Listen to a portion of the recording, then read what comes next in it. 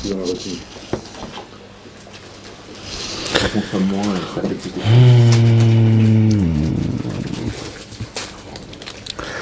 Ce soir, avec l'aide de Dieu, on va essayer de découvrir une nouvelle, un nouveau monde,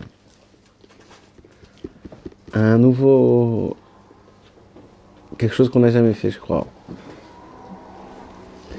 Bezrat Hashem. Je ne sais pas si on pourra parler de tout, mais on va essayer de Bezrat Hashem de faire le maximum qu'on peut. On va aussi étudier une Torah qu'on a déjà étudiée, la Torah 73.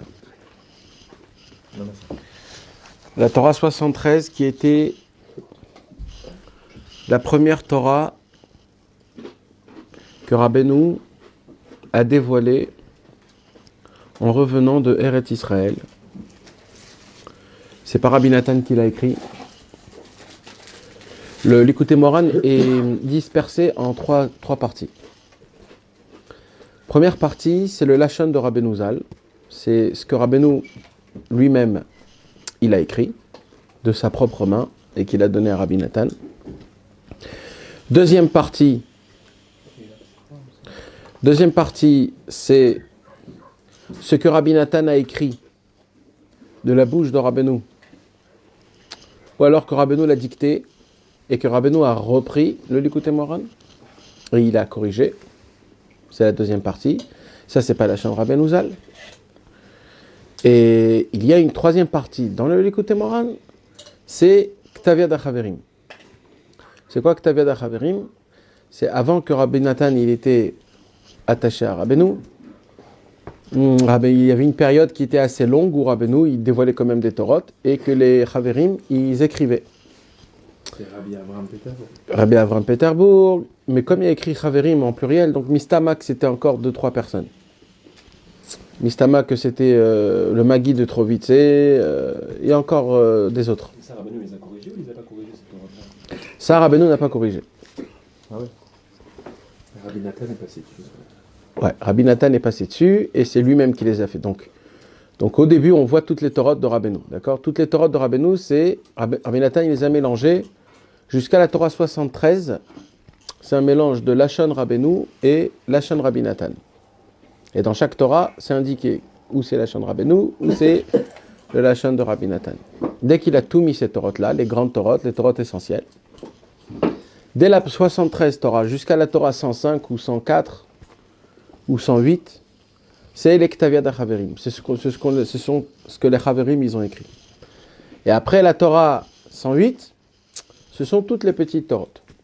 Les petites Torotes où Rabbi Nathan il s'est rappelé plus tard, avec les Chaverim, ils ont parlé, ils se sont rappelés, etc. Donc le Likutei Moharan, le premier tome, c'est comme ça qu'il est Mechoulak. C'est comme ça qu'il... Ouais.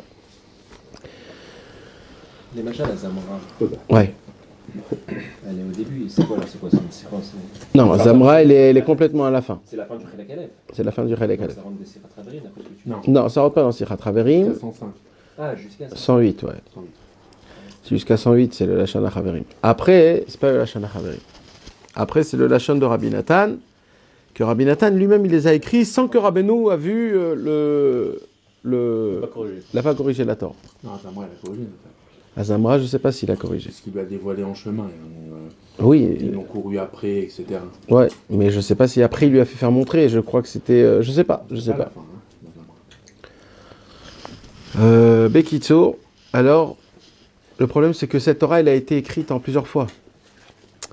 Donc, on aurait pu faire chaque Torah une Torah. C'est-à-dire chaque fois qu'il a dévoilé une Torah. Rabbi Nathan, c'est lui-même qui a fait l'emplacement de toutes les Torahs. L'homme est Bekitso. Donc, aujourd'hui, on va essayer de toucher un petit peu la première Torah de Ktaviad HaChaverim. C'est d'ailleurs la raison pour laquelle le genre du cours qu'on va faire ce soir, c'est pas un cours qui est normal comme on a l'habitude d'étudier une Torah du Likutei Moharan. Puisque c'est le manuscrit, puisque ça a été écrit pas par Rabbi Nathan, donc de base, on n'est pas obligé d'être pointilleux complètement sur le... On peut survoler et dire ce qu'on veut sur la Torah et expliquer. La Torah, elle parle d'un pasouk, un pasouk qui est exceptionnel.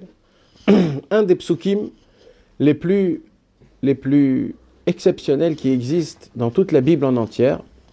Quitte à avoir bama imitrani, ou banearot lo ishtefucha, quitte l'air bemoesh lotikave, ou leava lotivarbach. Le prophète Yeshaya, il a dit dans le paragraphe numéro 43, il a dit Kitiler bemoesh, non, kita avor bamai mitrani. Quand tu passeras, nous, le Ham Israël, il dit à Hachem, si tu devras passer dans les eaux, ben on passera avec toi. Même si on devrait passer par des fleuves qui t'importent avec un courant, eh ben même là-bas, nous on ira. S'il faudrait aller dans les flammes, dans le feu, eh ben on ira là-bas. Et si il faudra qu'on passe dans des flammes, là-bas aussi, il faut. C'est quoi la différence entre le feu et les flammes? Le feu, c'est chaud, ça pique, et les flammes, ça brûle. Les flammes, c'est plus que le feu. Les flammes, c'est beaucoup de flammes. C'est un feu de camp. C'est beaucoup de flammes, Bekitso. Le feu, c'est un feu, c'est du feu. Ça peut être une flamme, ça peut être... Attends, c'est comme ça en français ou pas? Les flammes, ça brûle, le feu, ça consume. C'est Ah, alors c'est l'inverse. Alors, quittez l'air. un pompier. C'est un pompier, Samia Kabaï. Alors, c'est l'inverse. Mais on s'en fout, c'est la même chose en vérité. Mais c'est de ça que je... Donc, c'est l'inverse. Donc, c'est les flammes et le feu. Mais Ok. on en a pas, c'est au contraire, c'est Hachem qui est avec nous, c'est pas nous qui sommes avec Alors, c'est une marloquette Behemet, c'est pas Pachout. La différence, c'est comment tu l'expliques, c'est comment tu l'étudies. Si tu l'étudies en fonction de comment c'est écrit, comment Yeshaya il a dit, alors c'est comme tu dis toi. Mais quand on explique ça au niveau du futur, comment ça va se passer dans le futur, c'est nous-mêmes qu'on dit. Ça dépend quand ça a été dit et quand ça a été fait. Il y a une très grande marloquette dans les Mefarshim de tout le Tanar. Comment expliquer les Nevi'ut du Nar? Comment expliquer les Nevi'ut? Les expliquer en ce qui s'est passé avec Sancheriv, avec les Girushim, avec tout ce qui s'est à l'époque, ou pas. Comme par exemple, je vais donner un exemple, entre parenthèses. Kitavor bamaï mitrani ou banearot lo ishtefucha. Qu'est-ce qu'il dit le Radak tout de suite? C'est quoi les eaux et c'est quoi les fleuves? Il a dit une fois on est passé dans les eaux, c'était la mer. Et une fois on est passé dans les fleuves, c'était le Nar à Yarden. Moshe Yoshua. Donc lui, il explique au passé. D'accord? que c'est quitte à avoir. Mais ça, c'est une néviout. C'est ça, une névoie. Une névoie, c'est ça. La névoie, elle change de mots, c'est poétique. Tu comprends? Je peux traduire la suite. Quitte à avoir ma main, il faut être Itrani, je suis avec toi.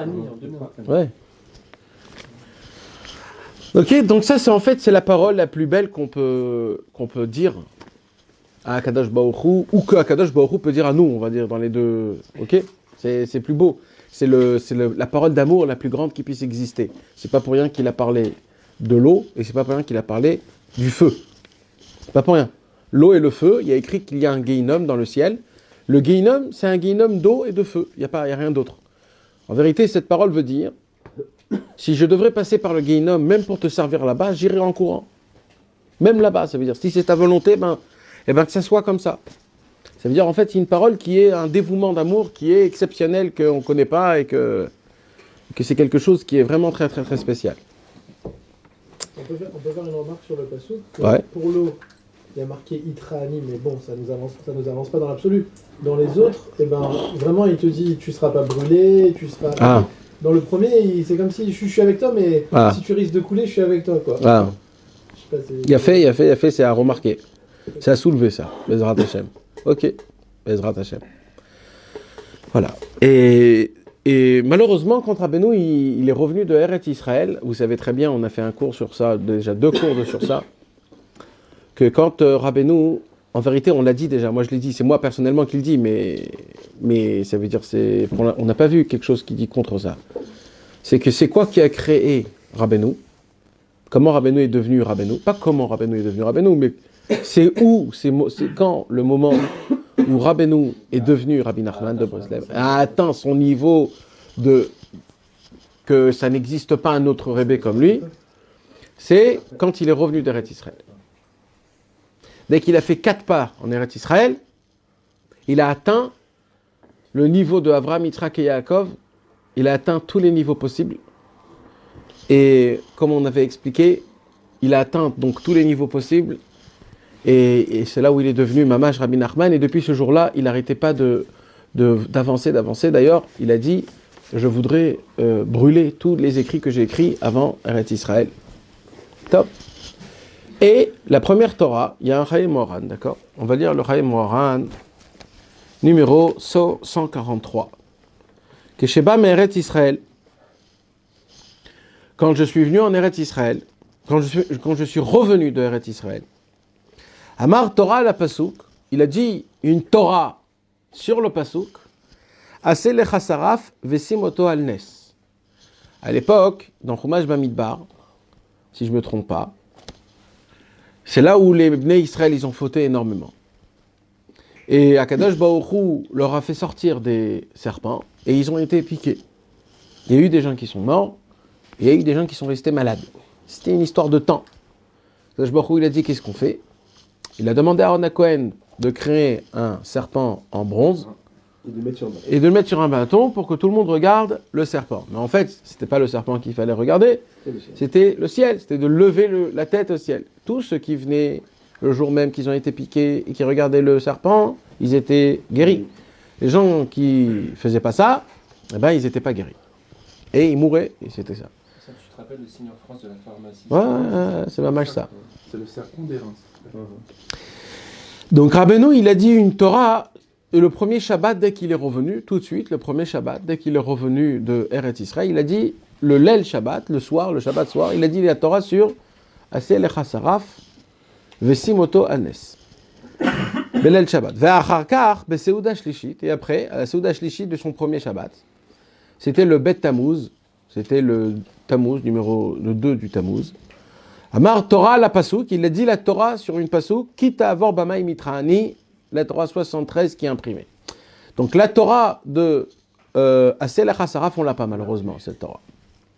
Mais par contre, on a eu le mérite de retenir la Torah de Kita avor bamai mitraani, la Torah numéro 73, c'est la Torah que on va un tout petit peu étudier cette Torah aujourd'hui.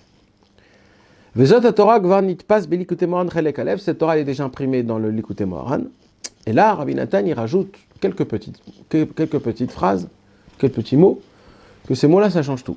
Vezot Torah, cette Torah-là, haïta yekara ugdola be'enav me'od. Cette Torah, elle était très chère et très grande à ses yeux. Maintenant, en vérité, c'est une Torah qui est toute petite. C'est 4-5 lignes, pas plus que ça. Maintenant, Bevadaï, qu'on n'a aucune perception de aucune Torah de Rabbeinu, Bichlal surtout.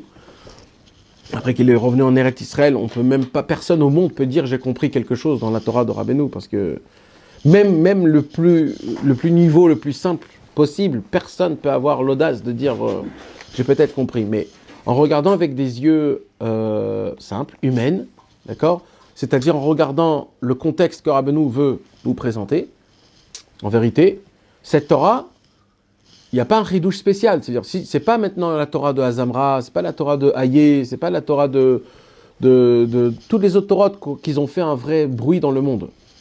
C'est une Torah, on va dire, qu'il y a un message qui est très important, mais un message qui est plus ou moins standard. Ça veut dire, c'est bien sûr que c'est un chidouche gamour et que, encore une fois, mes amis, Chazve Shalom, ça veut dire, nous, le message simple que nous, on doit reprendre de ça, c'est-à-dire en plus de comment...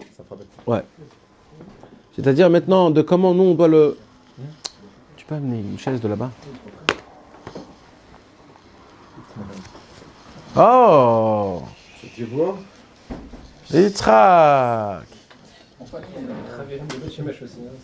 Ilan, il devait venir, Zoulé. Mehmet? Ouais, je lui dis bien et tout. Il me dit ouais. Je vais lui dire que t'as raté. C'était le Va, mon frère. congrès annuel des Ethniques. C'est le Malachai Yodiaka.